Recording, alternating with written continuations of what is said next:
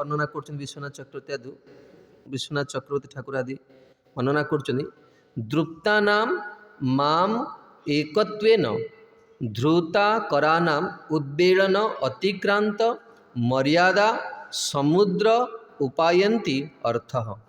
ଗତକାଲି ଆମମାନେ ଶୁଣୁଥିଲେ ଯେ ଭଗବାନ ଉଦାହରଣ ଦେଉଛନ୍ତି ଯେମିତି ବେଳ ଇଏବ ମହାର୍ଣ୍ଣବ ସମୁଦ୍ରର କୂଳ ସମୁଦ୍ରର ଇଏକୁ ଯାହା କୁହନ୍ତି ସେ ସହ୍ୟ ମାନେ ତାକୁ ଲଙ୍ଘନ କରିବାକୁ ଦିଏ ନାହିଁ।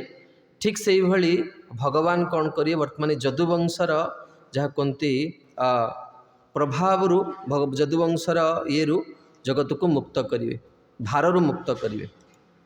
ତେବେ ଏଠି ଗତକାଲି ଆମେ ତିନୋଟି ଯାହା କୁହନ୍ତି ଶବ୍ଦ ଉପରେ ବିଚାର କରିଥିଲେ।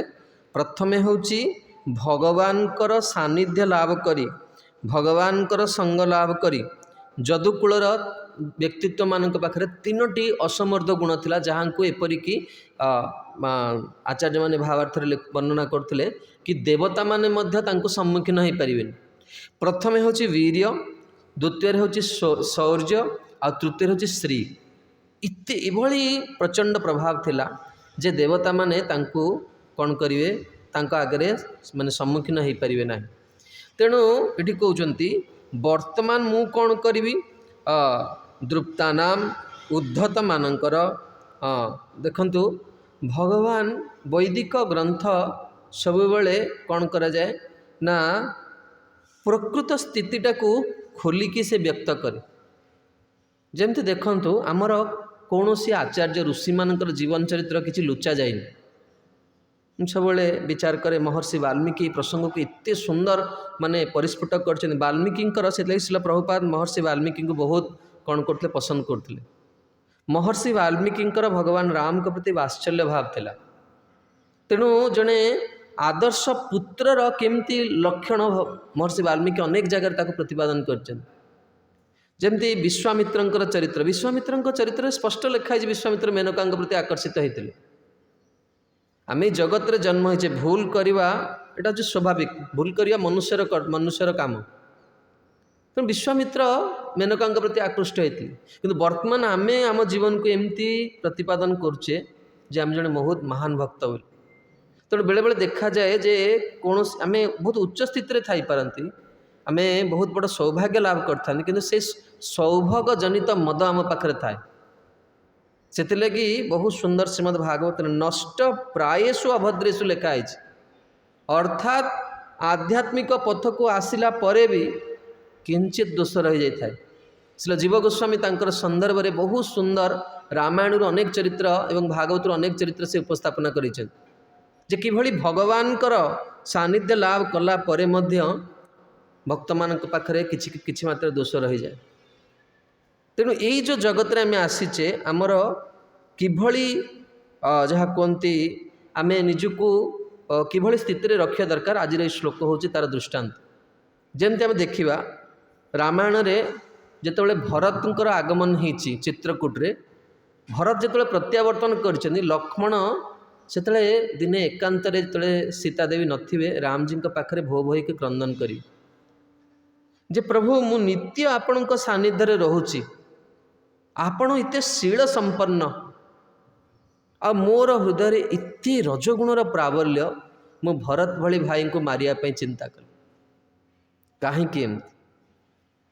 ଏବଂ ଆମେ ଦେଖିବା ଯେଉଁ କାର୍ଯ୍ୟ ପାଇଁ ରାବଣକୁ ଭଗବାନ କ'ଣ କଲେ ବଦ୍ଧ କଲେ, ଯେଉଁ କାର୍ଯ୍ୟକୁ ପାଇଁ ବାଳିକୁ ଭଗବାନ ବଦ୍ଧ କଲେ, ସେଇ କାର୍ଯ୍ୟ ବିଭୀଷଣ, ସେଇ କାର୍ଯ୍ୟ କ'ଣ କଲେ ସୁଗ୍ରୀବ କଲେ।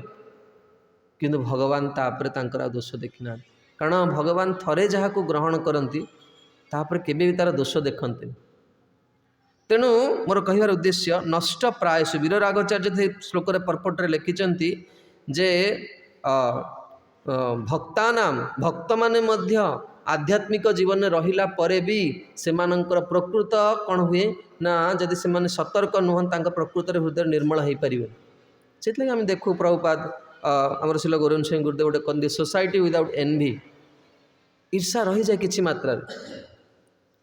ଏବଂ ଆପଣ ଦେଖିବେ ଯେ এই ଈର୍ଷାର କାରଣ ପଛରେ ଧ୍ରୁବ ମହାରାଜଙ୍କ ପ୍ରସଙ୍ଗରେ ଭାଗବତରେ ଏଇ ଜିନିଷ ଗୁଡ଼ିଏ ବର୍ଣ୍ଣନା କରାଯାଇଛି। ଏମାନେ ସମସ୍ତେ ଭାଇ ଭଉଣୀ, कि कहीं का गोटे जिनस अच्छी माने से समस्ते अच्छा। ଆପଣ ବୃନ୍ଦାବନ ଗଲେ ଦେଖିବେ ଛୋଟ ପିଲାଙ୍କୁ ଯଦି ଚକୋଲେଟ୍ ଦେବେ ସେ ସାଙ୍ଗେ ସାଙ୍ଗେ ଆଉ 10ଟା ପିଲାଙ୍କୁ ଧରିକି ଆସିବେ। ସିଏ କହିବ ମୋ ସାଙ୍ଗ, ମୋ ଭାଇ, ମୋ ଭଉଣୀ ସମସ୍ତଙ୍କୁ ଦିଏ। ଇଏ ସେମିତି ଗୋଟିଏ ଖରାପ ଗୁଣ ଅଛି ମାନେ ଏ ସବୁ ଗୁଣ ଗୁଡ଼ିକ ଆମ ଭିତରେ ଅଛି, କିନ୍ତୁ ପରିସ୍ଫୁଟ ମାନେ ତାର ଇଏ ହେଇନି। ତେଣୁ ଏଠି କହୁଛନ୍ତି ଦୃପ୍ତାନାମ ଅତି ଉଦ୍ଧତ ହେଇଯାଆନ୍ତି, କାରଣ ସୌଭାଗ୍ୟଜନିତ ମଦ ସେମାନଙ୍କ ନିକଟରେ ଆସିଯାଏ। ଦୃପ୍ତାନାମ ମାମ୍ ଏକତ୍ୱେନ, କେବଳ ମୋ ଛଡ଼ା କ'ଣ କରିବେ ତାଙ୍କୁ କେହି ନିୟନ୍ତ୍ରଣ କରିପାରିବେନି। କେମିତି ନା ଯେମିତି ଉଦ୍ବେଳନ ଅତିକ୍ରାନ୍ତ ମର୍ୟାଦା ସମୁଦ୍ର ଉପେତେୟନ୍ତି ଅର୍ଥ। ସମୁଦ୍ରର ଯେଉଁ ମାନେ ବେଗକୁ ଯେମିତି କୂଳ କ'ଣ କରେ ସହିନି, ତାକୁ ତାର ମର୍ଯ୍ୟାଦା ଇଏରେ ରଖେ, ଲଙ୍ଘନ କରିବାକୁ ଦିଏନି। କାରଣ କ'ଣ, ସମୁଦ୍ର ଯଦି ମର୍ଯ୍ୟାଦା ଲଙ୍ଘନ କରିବେ ନିରୀହ ଲୋକମାନେ କ'ଣ ହେବେ, ତାଙ୍କ ଧନଜୀବନ ନଷ୍ଟ ହୋଇଯିବ। ସେମିତି ଯଦି ମୁଁ ମୋର ପରିବାର ସ୍ୱଜନଙ୍କୁ କ'ଣ କରେ, ୟାକୁ ମାନେ ଏ ଭାରକୁ ଲାଘବ ନ କରେ, ତାହେଲେ ଜଗତ କ'ଣ ହେବ, ନଷ୍ଟ ହୋଇଯିବ। ତେଣୁ ଆସନ୍ତା ପରେ ଆମେ ଟୀକାକୁ ଯିବା। ଗତକାଲି ଆମେ ଚର୍ଚ୍ଚା କରିଥିଲେ, କିନ୍ତୁ ମୁଁ ଆପଣଙ୍କୁ ରେଫରେନ୍ସ ଦେଇନଥିଲି। କିନ୍ତୁ ଶ୍ରୀମଦ୍ ଭାଗବତମରେ ୟାର ଶ୍ରୀମଦ୍ ଭାଗବତମ 10ମ ସ୍କନ୍ଦ 90 ଅଧ୍ୟାୟରେ ଏ ଯଦୁବଂଶର ବର୍ଣ୍ଣନା ଅଛି। ସେଥିରେ କୁହାଯାଉଛି ଏକୈକସାମ ଦଶ ଦଶ କୃଷ୍ଣ ଜୀବନ ଉଦାତ୍ମନମ୍ ଯାବତ୍ୟ ଆତ୍ମନ ଭାର୍ୟା ଅମୋଘଗତି ଈଶ୍ୱର। ଶ୍ରୀମଦ୍ ଭାଗବତମ 10ମ ସ୍କନ୍ଦ 90 ଅଧ୍ୟାୟ ଶ୍ଲୋକ ସଂଖ୍ୟା 31। ଭଗବାନଙ୍କର ପ୍ରତ୍ୟେକ ପତ୍ନୀଙ୍କ ଠାରୁ 10ଟି ପୁତ୍ର ଏବଂ ଗୋଟିଏ କନ୍ୟା କ'ଣ ହେଇଥିଲେ, ଜନ୍ମ ହେଇଥିଲେ। ଏବଂ ଏଇଟା କ'ଣ, କୌଣସି ଆଶ୍ଚର୍ଯ୍ୟର ବିଷୟ, ଅମୋଘ ଗତି ଈଶ୍ୱର, କୌଣସି ଆଶ୍ଚର୍ଯ୍ୟର ବିଷୟ ନୁହେଁ। ଏବଂ ଗତକାଲି ଆମେ ହିସାବ ଦେଉଥିଲୁ, ସ୍କନ୍ଦ ପୁରାଣ 61 ଅଧ୍ୟାୟରେ ବର୍ଣ୍ଣନା କରାଯାଇଛି ଭଗବାନଙ୍କର ପୁତ୍ର ଆଉ କନ୍ୟାଙ୍କ ସଂଖ୍ୟା କେତେ, 7,71,188। ଏତିକି ଖାଲି ହେଉଛନ୍ତି ପୁତ୍ର କନ୍ୟା। ଶୁଣନ୍ତୁ, ଏଇ ପୁତ୍ର କନ୍ୟାଙ୍କର ଟ୍ୟୁସନ୍ ଟିଚର କେତେ ଜଣ ଥିଲେ? 3,00,00,000 ଅଷ୍ଟାଶୀତଶତାନି ଚ ଆସନ୍ ଯଦୁକୁଳାଚାର୍ଯ୍ୟ କୁମାରାଣାମ୍ ଇତି ଶ୍ରୁତମ୍। ଯଦୁବଂଶର ବାଳକମାନଙ୍କୁ ଶିକ୍ଷା ଦେବା ନିମନ୍ତେ 3,88,00,000 ଆଚାର୍ଯ୍ୟ ନିଯୁକ୍ତ ଥିଲେ ଏବଂ ଦ୍ୱାରିକା ଭିତରେ। ଏବଂ ଉଗ୍ରସେନ ମହାରାଜଙ୍କର 10,00,00,000 ସୈନିକ ଥିଲେ, ଅର୍ଥାତ୍ ଏକ ନୀଳ। ଏତିକି ସୈନ୍ୟ କେବଳ ଉଗ୍ରସେନ ମହାରାଜଙ୍କର ଥିଲେ। ତେଣୁ ଏଠି ବହୁତ ସୁନ୍ଦର ସୁକଦେବ ଗୋସ୍ୱାମୀ ବର୍ଣ୍ଣନା କରୁଛନ୍ତି। ଗତକାଲି ମୁଁ ଅନେକ ସମୟ, ପ୍ରାୟ ମୋର ସକାଳ ସମୟ ପଳେଇଲା, ଯେ ଭଗବାନଙ୍କର ଉପସ୍ଥିତିରେ ଯଦୁବଂଶରେ କେତେ ମାନେ ଜନବସତି କେତେ ଥିଲା। ତେଣୁ ଆଜି କାଲି ରାତିରେ ତାର ସମାଧାନ ପାଇଲି। ଏଠି କହୁଛନ୍ତି ଯେ ବହୁତ ସୁନ୍ଦର ଶ୍ଲୋକ ଅଛି, ଯେ ଯଦି 10 ବର୍ଷ ପର୍ଯ୍ୟନ୍ତ, ଏଠି ରହିଛି ଭଗବାନଙ୍କର ଯଦୁବଂଶର କଥା କୁହାଯିବ, ତାହେଲେ ତାଙ୍କର ବଂଶର ଲୋକମାନଙ୍କର କଥା ମାନେ କେତେ ଲୋକ ଅଛନ୍ତି ତାକୁ ଗଣା ଯାଇପାରିବ। 40 ନମ୍ବର ଶ୍ଲୋକ। ଯଦୁବଂଶରେ, ହେ ପରୀକ୍ଷିତ, ଯଦୁବଂଶରେ ଯଶସ୍ୱୀ ଏବଂ ପରାକ୍ରମୀ ପୁରୁଷ ଏତେ ଜନ୍ମ ହୋଇଥିଲେ ଯେ 10,000 ବର୍ଷ ଲାଗିଲେ ମଧ୍ୟ ସେମାନଙ୍କର ସଂଖ୍ୟା ଗଣନା କରାଯାଇପାରିବନି। ସଂଖ୍ୟା ନ ଶକ୍ୟତେ କର୍ତ୍ତୁମପି ବର୍ଷା ଅୟୁତେ ନୃପ। ଇତି ଯଦୁବଂଶରେ କ'ଣ ହେଇଥିଲେ ପ୍ରଭାବ, କାରଣ ଭଗବାନଙ୍କର ସାନ୍ନିଧ୍ୟ ଯୋଗୁଁ। ତେଣୁ ଏଇଠୁ ଆମେ ବୁଝିପାରିବା ଯେ ଭଗବାନ କାହିଁକି ଏଇ ଯାହା କୁହନ୍ତି ଯଦୁବଂଶର ଭାରରୁ ମାନେ କ'ଣ କରୁଛନ୍ତି ନା ପୃଥିବୀକୁ ଲାଘବ କରିବା ପାଇଁ ଚାହୁଁଛନ୍ତି। ଏଠି କହୁଛନ୍ତି ଲୋକ ଭୂଲୋକ ଯଦ୍ୟପି ମତ୍ ପରିଜ୍ଞାନମ୍ ଏସଂ ପରମ ଧର୍ମିକାନ୍ତମ୍ ଯଦୁନାମ ଭାରମ ପୃଥିବୀ ଭାରମ ନ ମନ୍ୟତେ। ପୃଥିବୀ କ'ଣ କରୁଛି, ଯଦୁମାନଙ୍କର ଭାରକୁ ଭାର ବୋଲି ଭାବୁନି, କିନ୍ତୁ ଭଗବାନ ଜାଣିଛନ୍ତି ଭବିଷ୍ୟତଟା କ'ଣ ହେବ। ବର୍ତ୍ତମାନ ଦୁଇଟା କାରଣ, ଗତକାଲି ବି ଆମେ ଚର୍ଚ୍ଚା କରିଥିଲେ। ଭଗବାନଙ୍କର ଅପ୍ରକଟ ପରେ ଭଗବାନଙ୍କର ବିରହ ଜନିତ ସ୍ଥିତିକୁ ଯଦୁବଂଶ ମାନେ ସହ୍ୟ କରିପାରିବେନି। ବହୁତ ସୁନ୍ଦର ଶ୍ରୀମଦ୍ ଭାଗବତମ ପ୍ରଥମ ସ୍କନ୍ଦ 8ମ ଅଧ୍ୟାୟରେ ଏକ୍ଜାକ୍ଟ ମନେ ପଡ଼ୁନି, ଗୋଟେ ବହୁତ ସୁନ୍ଦର ଶ୍ଲୋକ ଅଛି। କିଭଳି ଆମେ ବ୍ରଜବାସୀମାନେ, ସଖାମାନେ प्रियजन माने माँ पितामाता केमती भगवान सौंदर्य आस्वादन करती आम श्रवण करछे किंतु भागवत रे ई जदुवंशर लोक मैंने किभली भगवान रूपर आस्वादन कर सुखदेव गोस्वामी वर्णना कर यद्यपि निरीक्षमाणानां प्रतिदिन जदुवंशर लोक मैंने सुधर्मा सभा भगवान को देखुले किंतु तांकर तथापि भगवान को देखिकी कौन हुए मन तृप्त हो नाला सब बेले अपेक्षा करके रुहंती पुनः केवे कौन करू ना द्वारिकाधीश को देखियो। हाँ एक आज्ञा आज्ञा एकादश अध्याय 11 एकादश अध्याय। हाँ मोर कहूँ यद्यपि निरीक्षमाणनम शब्द रे आचार्य माने बहुत सुंदर भाव देचंदी जमती देखा जाए जे आमर पत्नी हूँ बा आमर पुत्र हूँ बहुत सुंदर होते व्यक्तित्व बहुत सुंदर देखिए बहुत सुंदर आमे कौन सबुदिन न देखले पागल हो जाऊँ ना कौन किंतु गोटे मुहूर्त क्षणमपि न पश्यति गोटे मुहूर्त न देखिले माने द्वारिकावासी माने अपेक्षा करती आ जितेबाला भगवान फेरती हस्तिनापुर प्रत्येक द्वारिकावासी माने आसती भगवान को स्वागत करने प्रत्येक द्वारिकावासी माने सेठी जड़े टीकाकार लिखुंट जे भगवान जे द्वारिकार अधीश्वर स्वयं प्रभु द्वारिकावासी मैंने जानती कि ये द्वारिकावासी मैंने आसुना भगवान को देखिबार जो लोभ तृष्णा से माने कौन कर आसिक देखापी तेणु ये कहते लोक भूर्लोक यद्यपि मत परिज्ञान मोर परिवार से माने कि देखो भगवान किभली व्यक्तित्व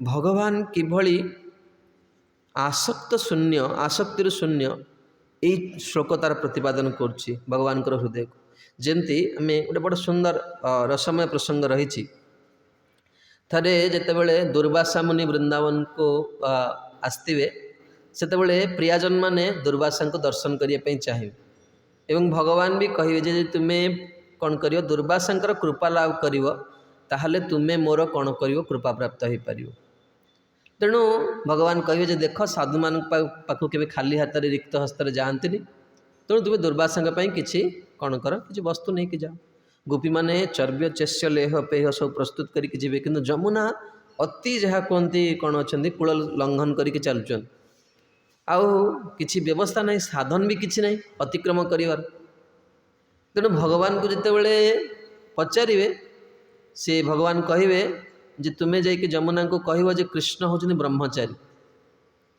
एवं साधारणतः भाव में ब्रह्मचारी कौन अच्छी 8टी लक्षण रही प्रत्येक ब्रह्मचारी यहाँ ये 8टी लक्षण जहाँ पाखे थी ताकू जड़े ब्रह्मचारी बोली कौन करिया दरकार जानिया दरकार जब ता पाखे गुण गुड़िक ना से प्रकृत में बर्तमान अभ्यास स्थिति अच्छी से ब्रह्मचारी है तेणु गोपी मैंने कथा शुणिकी बहुत कौन कले ना हसिले ही भगवान का आगे पूरा डायरेक्ट एवं भगवान कहले देख तुम्हें मोर आज्ञार पालन आदेश पालन कर देख तुम्हें कौन हम ना दुर्वासा पाखे पहुँचो से गोटे लक्षण होची से केबे हेले कौन हम नारी मान सहित हास्य प्रयास कर ब्रह्मचारीटा लक्षण केबे नु तेणु भगवान तो प्रत्येक मुहूर्त प्रियजन मान सहित हास्य प्रयास करुँच तेणु प्रियजन मान चिंता कर ब्रह्मचारी प्रश्न उठियो से माने केमती सब जिन जानले ना पौर्णमासी देवी चरण में बसी सबुदिन कथा शुणुले ना तेणु आउ एक तो से माने तो कौन मरण धर्मा मनुष्य नुहे रक्त मांसर पंचभौतिक शरीर नुहे से पूर्वजन्मर सब ऋषि एम सब देवकन्या मान सब आसछन भगवान को संग लाग तेणु से पाखे असमर्थ ये रही तेणु जो जाऊँ जमुना कौन कर पथ दे दूँ एवं जो दुर्वासा पाखु जाऊँच दुर्वासा कौन कर समस्त द्रव्य को ग्रहण कर नहीं खाली पात्र धरी फेरुंच तेणु पुनः दुर्वासा आगे जिज्ञासा कर दुर्वासा कहते तुम्हें जमुना कह जे मुझे निराहारी गोटे कणिका प्रसाद ना बर्तमान पात्र जेते गोपी जाते जहाँ द्रव्य नहीं सब खाईदे दुर्वासा किंतु गोपी मान से कहले जे तुम्हें कह जे दुर्वासा होती निराहारी आ जमुना सतरे पथ छाड़देले। अच्छा देखु किए प्रश्न करें आपन को किए कहीपर इस्कनटा गोटे भूल संस्था किए कहीपर कि आपड़ जदि उपकृत होती आपको जी जिते जहाँ कहले आप ग्रहण करेंगे मो जीवन में मुझे जानी मुझे स्थिति थी मुझे आध्यात्मिक पथ को आसी मो जीवन कौन परिवर्तन होती मत जी जहाँ कहले मुझे कौन मानने से ग्रहण करें कहीं ग्रहण करें आपन को जड़े कहे से डॉक्टर भल नुह କିନ୍ତୁ ଆପଣ ସେ ଡକ୍ଟରଙ୍କ ପାଖରେ ହିଁ ଭଲ ହେଉଛନ୍ତି, ଯେତେ ଯିଏ କହିଲେ ଆପଣ ତାଙ୍କୁ ଛାଡ଼ିଦେବେ? କେବେ ଛାଡ଼ିପାରିବେ। ସେମିତି ପ୍ରଭାବଟା ଦେଖିଲେ ଗୋପୀମାନେ ଆଉ ଦୁର୍ବାସାଙ୍କୁ ତ ପ୍ରଶ୍ନ କରିପାରିବେନି। ତେଣୁ ଆସିକି କ'ଣ କଲେ ନା ଭଗବାନଙ୍କୁ ପ୍ରଶ୍ନ କରୁଛି ତା'ର ରହସ୍ୟ କ'ଣ। ତେଣୁ ଭଗବାନ କହୁଛନ୍ତି ତୁମ ପାତ୍ର ଦେଖ। ଆଉ ଦୁର୍ବାସାଙ୍କର କ'ଣ କରିଛନ୍ତି, ଏଇଭଳି ଯୋଗନିଷ୍ଠ ଥିଲେ, ସେ ସବୁ କ'ଣ କରିଛନ୍ତି ନା ପ୍ରସାଦ ପୂର୍ଣ୍ଣ ଭାବରେ ଅଛି ଗୋପୀମାନଙ୍କ ପାଖରେ। ଆଉ ଭଗବାନ କହୁଛନ୍ତି ଯେ ଦୁର୍ବାସା ଏଭଳି ଯେ ସେ କେବେ ଅଭିଳାଷ କରନ୍ତିନି ଯେ ଏଇଟା ହେଲେ ହିଁ ମୁଁ କ'ଣ କରେ। ସେ ଦୁବରସ ପିଇକି ସେ କ'ଣ କରନ୍ତି, ଭଗବାନଙ୍କୁ ପ୍ରସନ୍ନ କରନ୍ତି। ସେଥିପାଇଁ ତାଙ୍କ ନାଁ ହେଉଛି ଦୁର୍ବାସା। ଆଉ ଭଗବାନ ବି ସେମିତି କ'ଣ ନା ଭଗବାନ ବାରମ୍ବାର ଅବଶ୍ୟ ଗୋପୀମାନଙ୍କୁ କହିନାହାନ୍ତି, ବ୍ରଜରେ କେବେ ଏ କଥା କହିନାହାନ୍ତି, କିନ୍ତୁ ଦ୍ୱାରିକାରେ 2 ଥର ଏ କଥା କହିଛନ୍ତି। ଆଉ ୟାର ପ୍ରମାଣ ହେଉଛି ଭଗବାନଙ୍କର ରୁକ୍ମିଣୀ ମଙ୍ଗଳମ ପ୍ରସଙ୍ଗରେ ଆସିବ ଭଗବାନ କହିବେ, ଏବଂ ଏଇ ଅଧ୍ୟାୟରେ ମଧ୍ୟ ଭଗବାନ କହିବେ କୌଣସି ନାରୀ ମୋର ମନକୁ କ'ଣ କରିବ, ଆକର୍ଷିତ କରିପାରିବନି। ଆଉ ଭଗବାନ ଦେଖନ୍ତୁ ତାଙ୍କର ନିଜ ସ୍ୱଜନମାନଙ୍କ ପାଇଁ କେମିତି ଭଗବାନ ଯେଉଁ ଭଗବତ ଗୀତାରେ କହିଲେ ସମଃ ସର୍ବେଷୁ ଭୂତେଷୁ, ୟାକୁ ବର୍ତ୍ତମାନ ଭଗବାନ ଦେଖାଉଛନ୍ତି ତାଙ୍କ ଆଚରଣ ମାଧ୍ୟମରେ। କାରଣ ଭଗବାନ ନିଜେ କହିଛନ୍ତି ଯତ୍ ଆଚରତି ଶ୍ରେଷ୍ଠ, ନିଜେ ହେଉଛନ୍ତି। ଗତକାଲି ଭଗବାନଙ୍କୁ ପୂର୍ବ ଶ୍ଲୋକରେ ପୁରୁଷୋତ୍ତମ ବୋଲି ସମ୍ବୋଧନ କରିଛନ୍ତି ବ୍ରହ୍ମାଜୀ 25 ନମ୍ବର ଶ୍ଲୋକରେ, ଯଦୁବଂଶେ ଅବତୀର୍ଣ୍ଣସ୍ୟ ଭବତଃ ପୁରୁଷୋତ୍ତମ। ତେଣୁ ବେଳେବେଳେ ଭଗବାନଙ୍କର ବିଶେଷ କରି କୃଷ୍ଣଙ୍କର ଲୀଳା ଗୁଡ଼ିକର ଅତ୍ୟନ୍ତ ରହସ୍ୟମୟ। ଏକୁ ସାଧାରଣ ଲୋକ ଯଦି ମାନେ ଉଚିତ ପରମ୍ପରାରେ ଜଣେ ଆଶ୍ରୟ ନ କରେ ତାକୁ ବୁଝି ହିଁ ପାରିବନି ଯେ ଭଗବାନଙ୍କର ଲୀଳା ଗୁଡ଼ିକ କିଭଳି। ତେଣୁ ଏଠି କହୁଛନ୍ତି ଯେ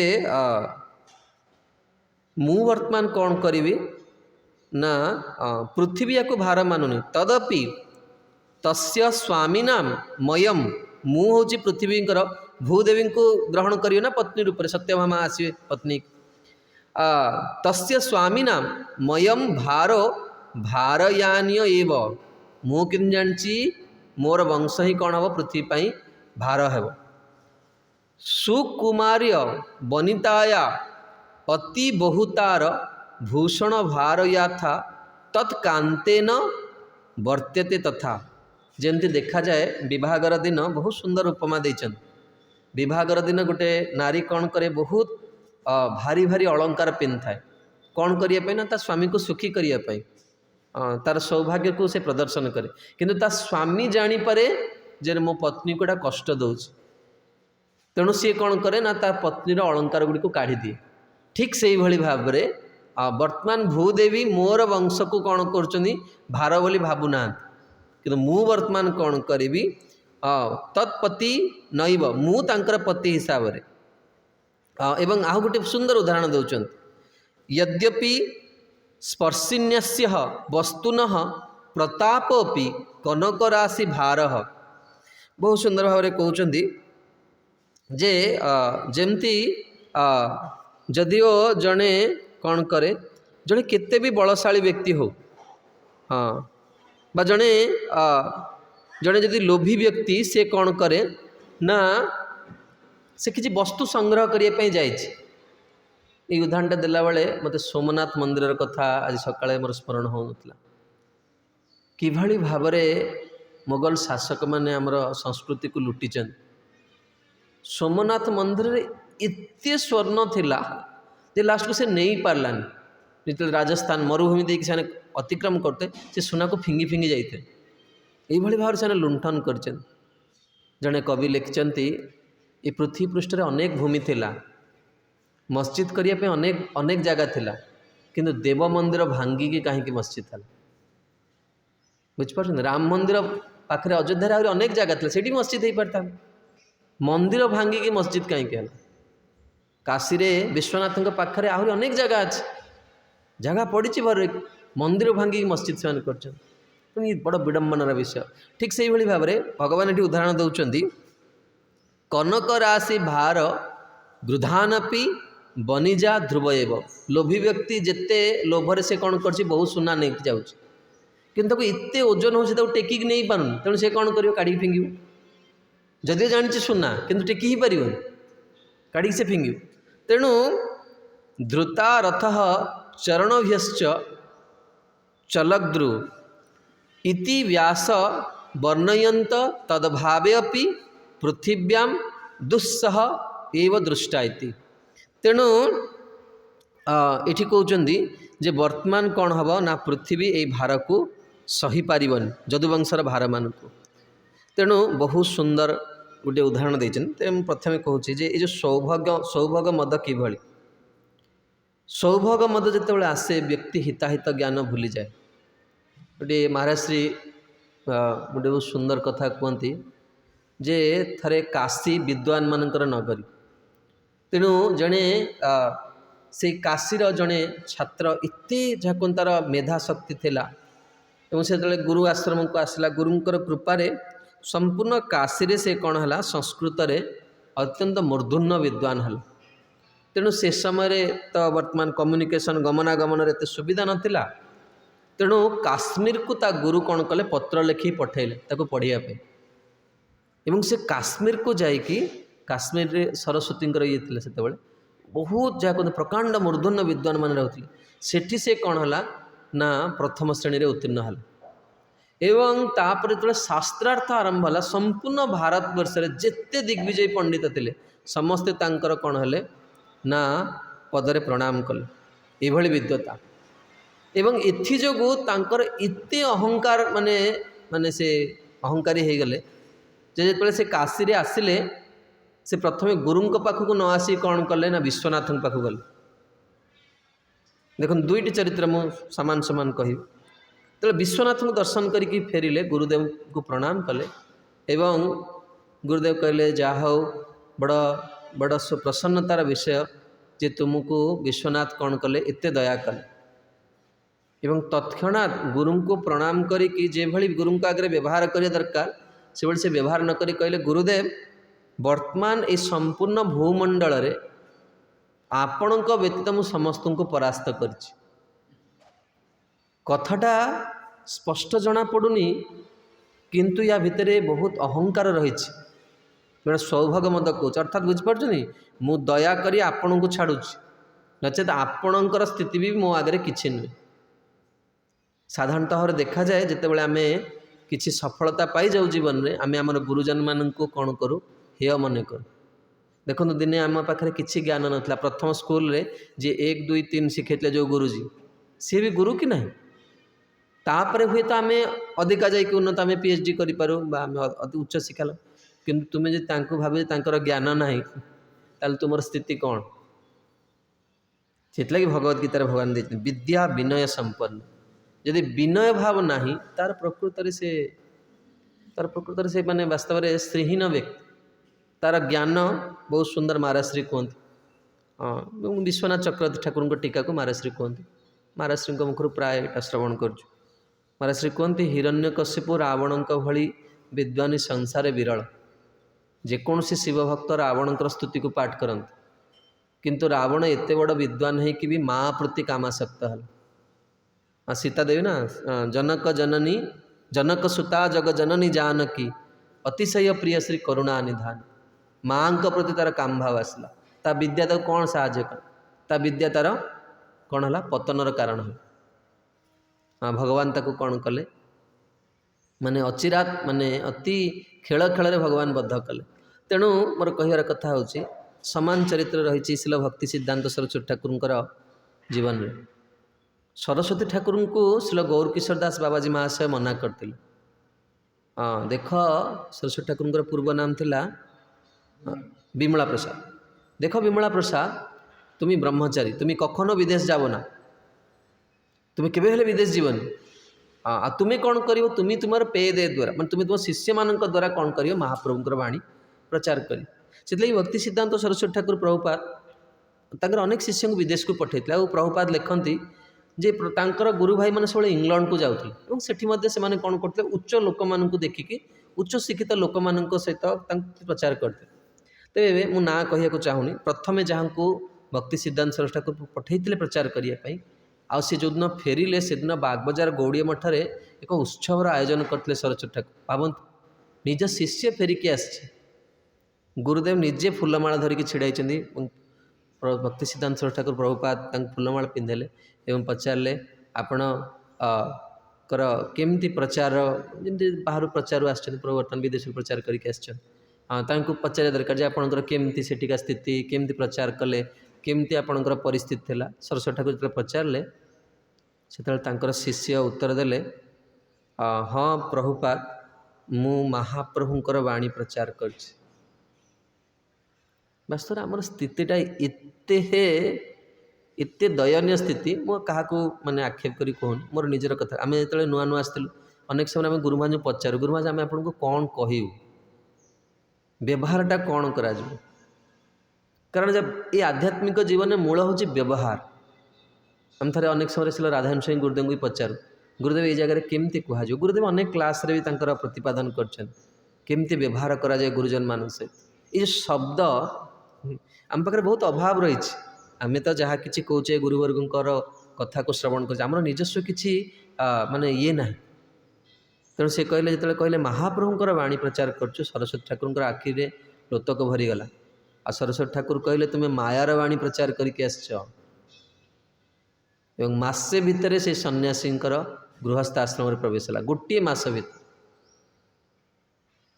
तेणु आध्यात्मिक जीवन प्राण हूँ व्यवहार एठीर आजर श्लोकर मुख्य शब्द हूँ द्रुप्ता नाम उद्धतामी आसी जाए बेले बेले आम आमर भावुजे आम आ जगत में आमठू श्रेष्ठ कई ना आम हूँ सब ये आश्रम को मु चलाऊँ मो बिना ये कई किसी करना जहाँ कि सब पचन मु अच्छी गोटे बहुत सुंदर पुराण वचन अच्छी स्कंद पुराण रे गोटे रही इंद्रंकर एवं जड़े राजा तांका ना हूँ सत्यसंध सत्यसंध जीवन में कौन करिए मर्यादा अतिक्रम करी तांका द्वारा किसी शरीर द्वारा भूल हो पाप कार्य हो एवं पाप कामर परिणाम जो आसो से कहे जे शरीर में कौन इंद्रिय मानक देवता मानक अधिष्ठान रही तेणु यहाँ देवता द्वारा भूल हो मोर द्वारा भूल हो इंद्र बड़ चतुर इंद्र आसिले छद्मवेश आसी पचारे जे ये एते सुंदर राज्य किए कर सत्यसंध कहले मु कर सबू पचार ने व्यक्ति जिते स्वीकार करनी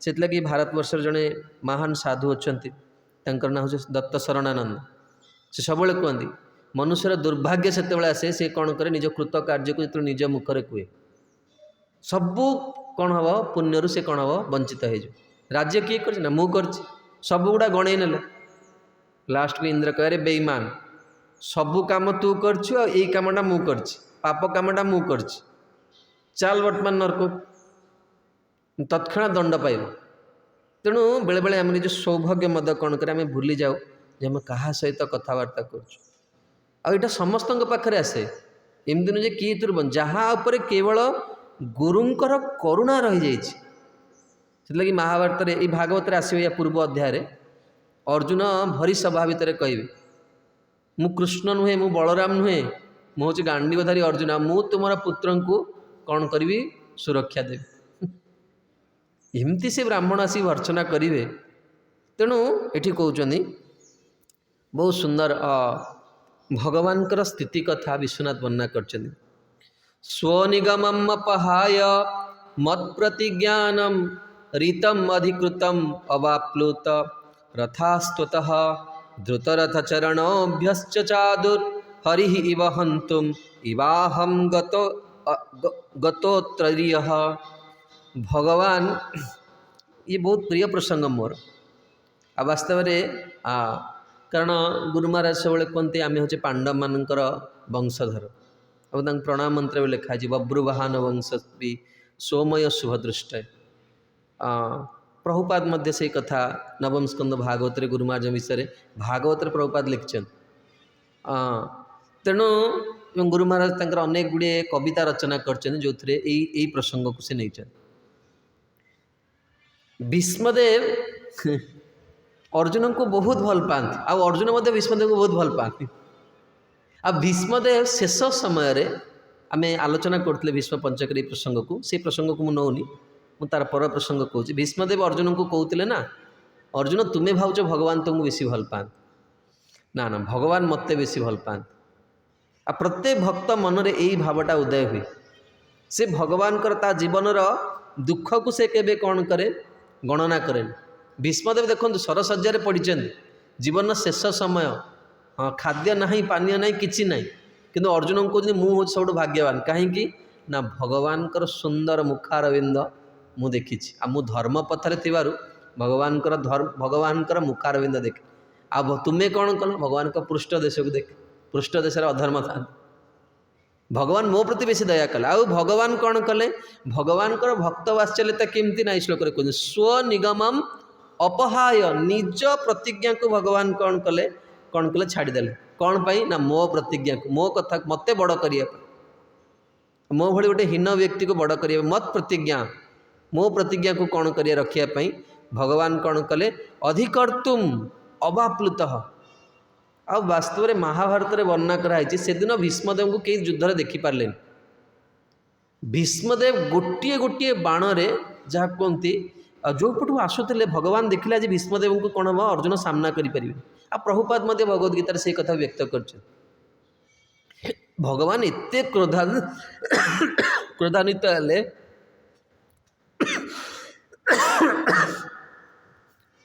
भगवान देखिले जो युद्ध आरंभ है अर्जुनकर मस्तक स्वेदबिंदु खसी पड़ा तेणु भगवान कौन कले या सह्य न करी गोटे स्वेदबिंदु को अर्जुनर मस्तक देखिपारे भगवान आप चिंता करते भगवान किभली कृष्णकर हृदय केमती यदि आम यही चरित्र गुड़ाक शुणा ताल आमर कृष्ण प्रगाढ़ विश्वास आसो भगवान कहीपर प्रभु मुझे बर्तमान विपद में पड़ी मोर मन मोर अंतकरण आपण को धारण कर आ भगवान कौन कौन डेइले किभली डेइले हरिव हंतुम इव गत उत्तरीय जमती उदाहरण दिया एक सिंह कौन करे हाथी को आक्रमण करे मारियापाई भगवान से भाई भीष्मदेव को आड़ को गले आ सिंह किए ना भगवान हाथी किए ना भीष्मदेव आ कौन कले किसी तो अस्त्र ना जो दौड़ी की जाए उत्तरीय खसी पड़ी जानी ही पारे तेणु आज से भाव लोकयम उद्वेलनम विनक्ष्यति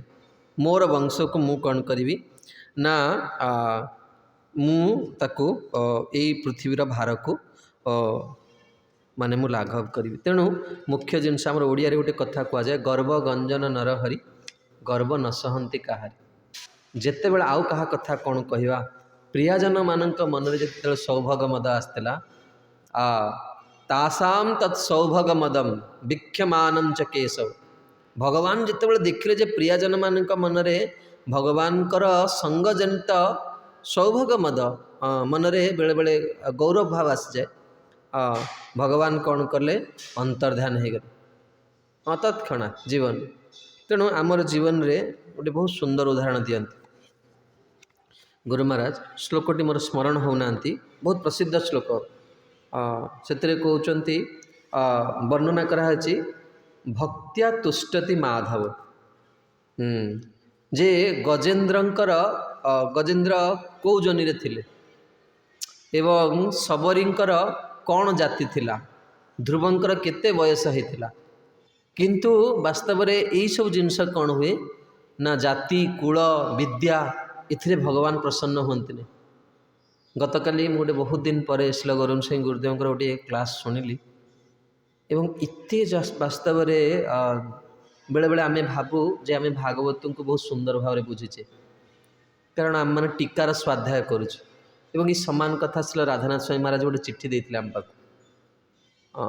जे जड़े भागवतर विद्यार्थी महाराज से बहुत माने गुरुत्व दियंती जी अतिक्रम करीगला महाराज से सांगे सांगे तांकर शासन दंड तापर लगे गुरुदेव से कहते श्री गरुण सिंह गुरुदेव कहते जे भागवत को केबे हेले निजर आमर जो शिक्षागत योग्यता जहाँ किसी भी भगवत कृपार अच्छी बा जो टीका स्वाध्याय करी भागवत को जड़े केबे बुझीपार भक्त्या अनुग्रह भक्तंकर अनुग्रह हेले केतेबेले भागवत रे जड़े कौन हो तार मति को निवेश करिवो तेणु मोर कहियार कथा होची जड़े केबे हेले निजर योग्यता बुद्धि निजर ये पाई केबे हेले भगवान आपण माने समस्ते दया करन जहाँ फल गोटे विनम्र भाव नहीं कि विनय भाव नहीं कि आमे गुरुदेव कहते चाइल्ड लाइक सिंप्लिसिटी शिशु भली जड़े कौन हम महाराजश्री गोटे सब वाक्य जो पाखे बसती से कहती बच्चा जीवन के अंतिम श्वास तक हमें एक विद्यार्थी बनना है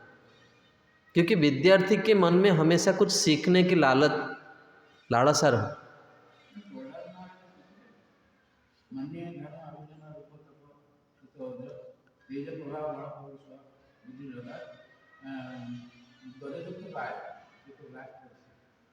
ନା ପ୍ରଭୁ ମୁଁ କାଲି କହିଦେବି। ଗଜେନ୍ଦ୍ରସ୍ୟ କା ଯୋନି ଧ୍ରୁବସ୍ୟ କା ବୟଃ, এইଭଳି ଭାବରେ ଶ୍ଲୋକଟା ଅଛି। ଭକ୍ତ୍ୟା ତୁଷ୍ୟତି ମାଧବ, ଏଇଟା ହରିଭକ୍ତି ସୁଧୋଦୟର ଶ୍ଲୋକ, ଭାଗବତର ଭାଗବତ।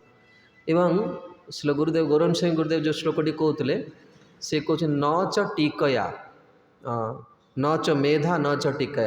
ଏ ଶ୍ଲୋକଟି ବହୁତ ଦିନ ପରେ ମୁଁ ଶୁଣିଲି, ମୋତେ କାଲି ବହୁତ ଇଏ ଲାଗିଲା ଯେ ବାସ୍ତବରେ ଅନେକ ସମୟରେ ଆମେ ଭାବୁ ସାଧୁଗୁରୁ ପଳେଇଲେ। ମୁଁ ଥରେ ଗୌରାଙ୍ଗ ସ୍ୱାମୀ ଗୁରୁଦେବଙ୍କର ଯେଉଁ ବର୍ତ୍ତମାନ ଆମର ସ୍ମୃତି ମନ୍ଦିର ହେଇଛି ଯାଇଥିଲି। ଗୁରୁଦେବ ସେଠି କ୍ଲାସ୍ ଲାଗିଛି, ଆଗରୁ ଯେମିତି ଲାଗେ ଏବେ ବି ପୁନଃ ସେଟାକୁ ବ୍ୟବସ୍ଥା କରାହେଇଛି ମନ୍ଦିରରେ। ଗୁରୁଦେବ କହୁଛନ୍ତି ପ୍ରଚାରକ ହେଇକି ଅନ୍ୟଠୁ ସମ୍ମାନ ପାଇବା ଆର ତୁମେ କ'ଣ କରୁଛ, ମନୋଭାବ ବଢ଼େଇ ସାରିଲ। ମୋତେ ଲାଗିଲା ଯେମିତି କ୍ଲାସ୍ଟା ମୋତେ କହିଲେ କି ଆଉ। ହଁ, ମୋତେ ମୁଁ ଜମା ଫିଲ୍ କରିପାରିଲିନି ଯେ ଗୁରୁଦେବ ସେଠି ବିଗ୍ରହ ଅଛନ୍ତି। ମୁଁ ଜଷ୍ଟ କବାଟଟା ଖୋଲିକି ଏଣ୍ଟ୍ରି କରୁଛି, ଏଇ କଥାଟା ହିଁ ଶୁଣିଲି। ମୋର କହିବା କଥା ହେଉଛି ଯେ ଆମେ ସବୁବେଳେ ଏଇ ଯେଉଁ ଜୀବନରେ ପ୍ରୟାସ କ'ଣ ନା, ପ୍ରତିଥର ଭାଗବତ କ୍ଲାସ୍ରେ ଆମେ ଯେତେବେଳେ କ୍ଲାସ୍ ଦେବା ବା ଭାଗବତ କ୍ଲାସ୍ରେ ଆମେ ବସୁଛେ, ମୁଁ ଆପଣମାନଙ୍କୁ ଆଗରୁ ବି ପୂର୍ବ କ୍ଲାସ୍ରେ ନିବେଦନ କରିସାରିଛି। ଆମମାନେ ପ୍ରୟାସ କରିବା ଦରକାର ଯେ ଆମେ ଆହୁରି କେମିତି ଭଲ ଭାବରେ ବୁଝିବୁ। ମହାରାଷ୍ଟ୍ର ଗୋଟେ ବହୁତ ସୁନ୍ଦର ଉଦାହରଣ ଦିଅନ୍ତି। ସେ କୁହନ୍ତି ସମୁଦ୍ରରେ ଅନେକ ନଦୀ ମିଶନ୍ତି, କିନ୍ତୁ ସମୁଦ୍ର କେବେ ତା'ର ସୀମା ଲଙ୍ଘନ କରେନି, ଦେଖିଛନ୍ତି ନା? କିନ୍ତୁ ଏଇ ବର୍ଷା ଟିକେ ହେବ ପୋଖରୀ ଉଛୁଳି ଭାସି ପଡ଼େ। ସେମିତି ଭକ୍ତକୁ ସାଧକୁ କ'ଣ ହେବା ଦରକାର ନା, ସେ ସମୁଦ୍ର ଭଳିଆ ହେବା ଦରକାର, ଗମ୍ଭୀର ଅତ୍ୟନ୍ତ। ଏବଂ ପ୍ରତିଦିନ ଆମେ ଯାହାଠୁ ବି କିଛି ଶ୍ରବଣ କରିବା, ଆମେ କ'ଣ କରିବା ନା, ଭଗବାନଙ୍କୁ ପ୍ରାର୍ଥନା କରିବା ତାକୁ କିନ୍ତୁ ହୃଦୟରେ ରଖିପାରିବା। ବେଳେବେଳେ ଆମର ଅହଙ୍କାର କ'ଣ କରେ, ଅନେକଙ୍କର ସଦ୍ଗୁଣକୁ ଆମେ କ'ଣ କରେ, ଆମେ ଦେଖିପାରନ୍ତି। ଆଉ ଏଇଟା କ'ଣ ନା, ଆମର ଭିତରେ ଥିବା ଏଇ ଯେଉଁ ମଦ, ଏଇ ଅହଙ୍କାର ଆମକୁ କ'ଣ କରେ, ଅତି ତଳସ୍ଥିତକୁ ନେଇଯିବ। ତେଣୁ ଆସନ୍ତୁ ଏଇ ଯେଉଁ ସୁନ୍ଦର ପରିବାର ପ୍ରଭୁପାଦ ଆମକୁ ଦେଇଛନ୍ତି, ଏ ପରିବାର ଭିତରେ ଆମମାନେ ଭାଗବତଙ୍କର ଆଶ୍ରୟ ନେବା। ଦେଖନ୍ତୁ ଏଇଠି ଭଗବାନଙ୍କର ସ୍ୱଭାବ ଜଣାପଡ଼ିଲା। ଭଗବାନ କାହାକୁ ଦେଖୁ, ନିଜ ପରିବାରକୁ ବର୍ତ୍ତମାନ କ'ଣ ଯିବା ପୂର୍ବରୁ କ'ଣ କରୁଛନ୍ତି, ତାଙ୍କୁ ଆଉ ଆମର କଥା କ'ଣ ସହିବେ, ଆମ ଭଳି ଅତି ନଗଣ୍ୟ ଯିବା ଆମମାନେ। ତେଣୁ ଆମମାନେ ପ୍ରୟାସ କରିବା କେମିତି ବିନମ୍ର ହୋଇକି ଜୀବନ ଶେଷ ନିଶ୍ୱାସ ପର୍ଯ୍ୟନ୍ତ ଭକ୍ତି କରିବା ଏବଂ ନିଜର ମନୁଷ୍ୟ ଜୀବନକୁ ସଫଳ କରିବା। ହରେ କୃଷ୍ଣ। ଗ୍ରନ୍ଥରାଜ ଶ୍ରୀମଦ୍ ଭାଗବତ ମହାପୁରାଣ की जय। जगद्गुरु श्रील प्रभुपाद की जय। पतित पावन श्रील गुरुदेव की जय। गौर प्रेमानंदे। पतित पावन श्रील गुरु महाराज की जय।